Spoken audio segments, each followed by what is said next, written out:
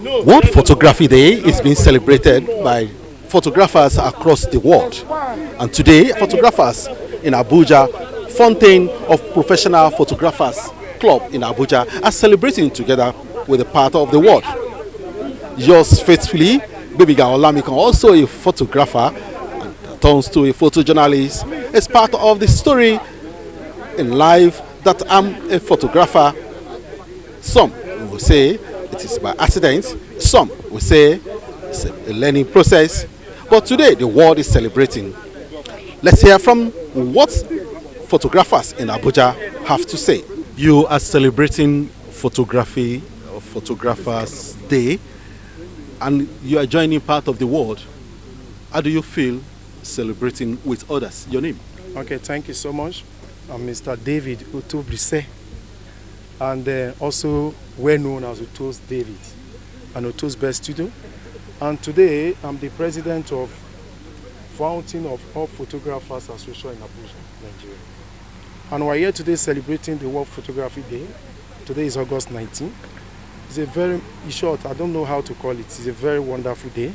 It's a day that all our colleagues in the house, the professionals, especially those as now in Villa, in everywhere, presidency and all that, they celebrate with us today.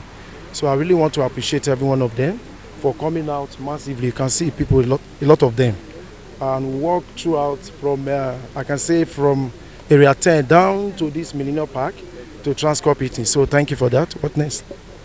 What will you be expecting from government as a professional photographer and the security apparatus generally? Okay, thank you so much. I appreciate that. Especially there's something I noticed from federal government, that they need to assist every one of us. If you look at photographers, without photography or videography, there's no news, because pictures and videos show the evidence of everything they do in government today. And I'm surprised that many years ago, photographers have left behind, especially when they were given national award. Photographers have been left out since then. And it's something that pains us so much. We can't be the behind camera always. We are the one, especially you that is even taking the interview right now. We can't be behind camera anytime that we're not recognized, especially in the government. So I urge federal government to assist us, to help us, to be able to look up to all photographers and videography in Nigeria. And we are very self-employed, most of us. And we find out that government office today, they look as if photographer, it doesn't belong anywhere. Even videographer, you see the way they will push them, DSS, any other person, chance them, but bouncers and all that. And it's not too good with us. Please, I want to plead with federal government, respect this profession. And respect, and especially I will speak to I will call it our daddy, the ministers of FCT. Wike is somebody that he loves pictures. If you go around the whole FCT now, you see Wike's big board everywhere. The project, yes, Mr. Project. And the pictures speak. Photographs speak about you. Videos speak about you. So we plead with them, let them look at what other photographers are passing through, especially to every one of us. So please, federal government should assist us and help us. I'll be here to plead with every one of us. In anywhere you find your colleagues working, being in the villa or any organization, especially I had many reports from NNPC. Most of our colleagues there, they complain so much bitterly that many colleagues, they oppress each other. It's not good. Any profession, if you are being the head in that area, what you're supposed to do is that come together in one love, with one mind, with one love. Don't do it selfish at like what my senior colleague said, Mr. Sonny Shakam. With one love, we're able to build this nation together. Listen to a professional photographer who has done the job to the highest point and what he has to say. Do you think photographers need to celebrate? Yeah, it is very important to celebrate because without photography, we will know what is happening in the world. It complement with videos in terms of those who use it for journalism purposes, and then those who use it for documentation, documentary photography, things that have happened all over the world. Without photography, you hardly will not know what is happening.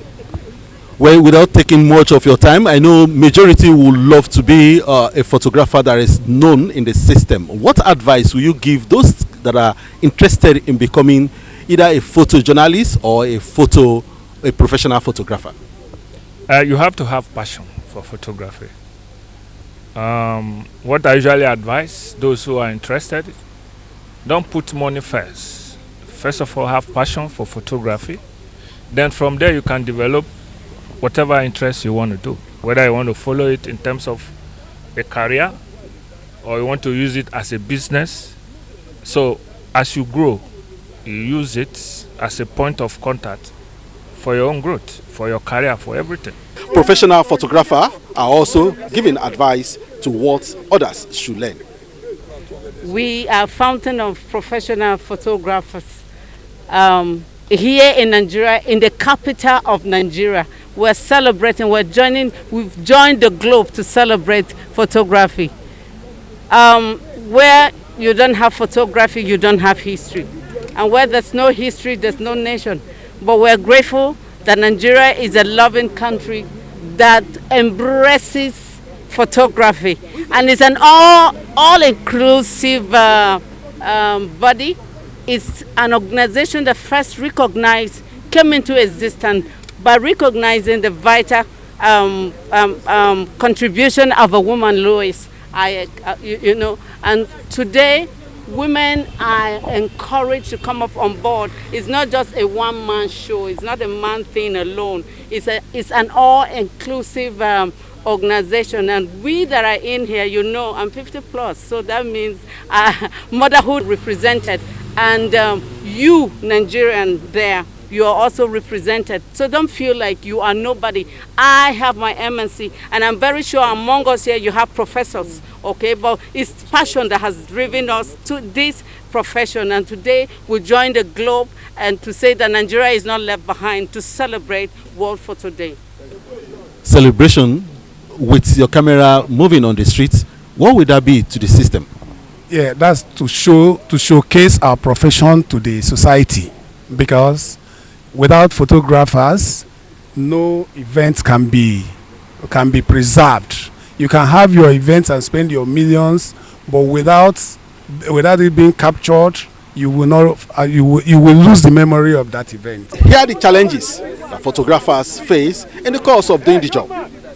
Actually, we face a lot of challenges, most especially with the security agencies, because you will see even people that are not up to our class in the society, they will come to an event, they will have easy access.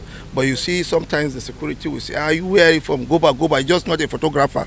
But if you travel outside the country, like me, I've been to over 22 countries across the world. In the next few months, I'll travel to Canada for IBA conference, International Bar Association conference. When you travel across the globe, you will see how photographers are pampered like diamond, like eggs. Because after everything, they are the ones that will tell you the story of what happened. Instead, when you go to UN General Assembly function, meeting, a conference, one of the biggest government functions in the world, you will see how photographers are. They even stop some of prominent world leaders access to the conference, but photography have access to it. So we are calling on our security agencies that we understand with us. We are both colleagues in progress. So they are very important. We are also very important. So photography is a very nice job. These are the few challenges we face. But I think we are overcoming it because we do have understanding, and we also need a government support on it, because there is no any government agency you go, there is no photography, right from the presidency down to the local government chairman. Every office has a photographer, so you can see we are impacting a lot in the society. From Abuja, I'm Bemiga Olamiko for GTV Africa.